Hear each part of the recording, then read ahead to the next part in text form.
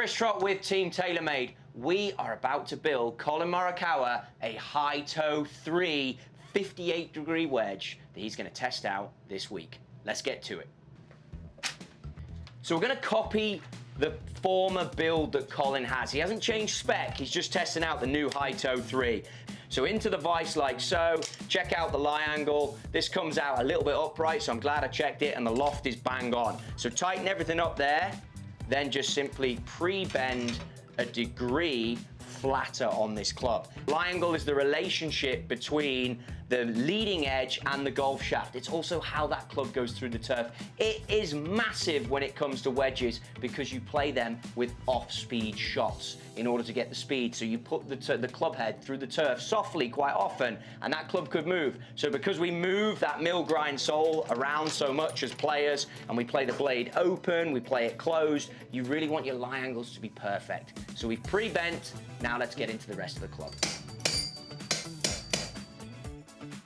So once I've banged the golf club in there, it's to get the hosel depth. Why is that important? Because the next step is going to be to tip grind. I want to make this slightly abrasive so that it can bond later on in the process.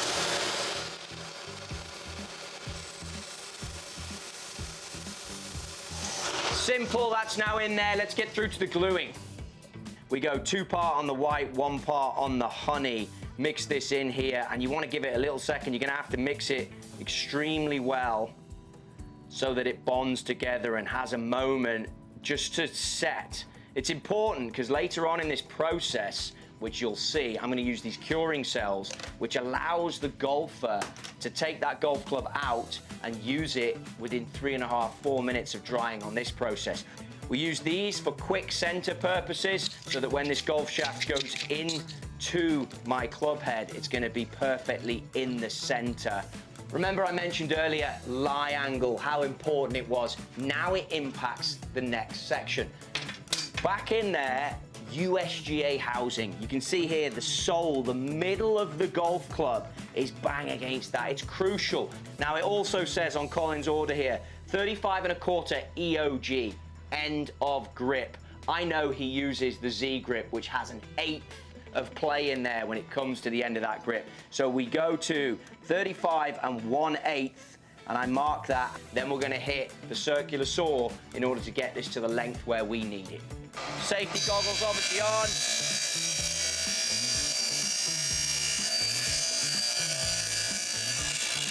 Done. So Collin is 2 tapes total, but you can see in brackets here, it's 1 + 1. What does that mean? Well, it means he's going to be 1 on build-up tape, and he's going to be 1 on double-sided tape.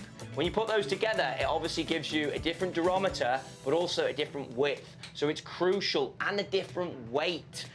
He also plays in the grip, this Z grip that has a cord in it. That also means it's going to be a bit heavier.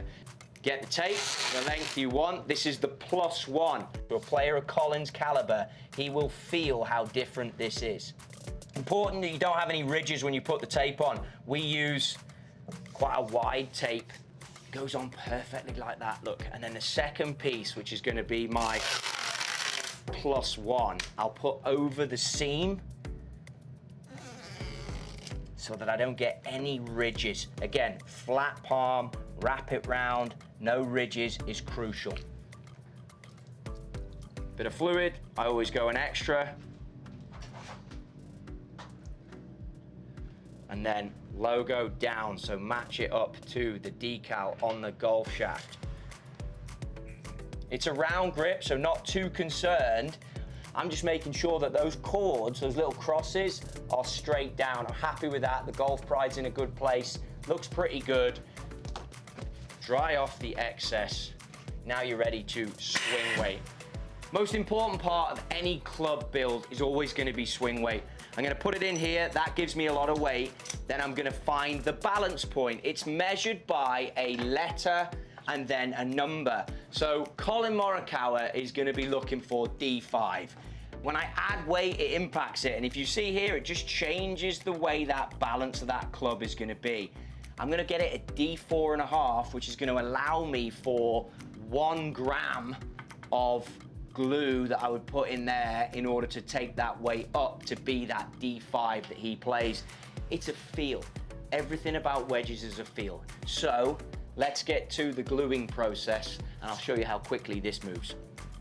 So take the weight you have in the head out, put that into the glue and cover it in the glue. That's then gonna house itself into the head, deep into the pocket. Take the weight if you want, make sure that's down, push it right into the pocket. Then all that's left, just ensure that you bang it home. Line up your dynamic gold, line up your decal. That raw face is looking fantastic. The full face score lines that you all know so much about when it comes to the high toe 3. You have these score lines out in the toe for all the shots. It's looking inviting. It's looking like something that I would want to play. So this is hot, really hot. We're now at 384, 383 degrees, and it's gonna go in here for a couple of minutes, sometimes 3. That'll automatically click out at the time this is dry. So all that's left now is to remove just a slight burr, and it's really not much, but just to get the ferrule off there, get it looking nice. You want this thing looking pure. It's for the best players in the world at the end of the day. Simply against the ferrule belt and turn. Time is your friend on this one. Keep it smooth. Doesn't need any more than that.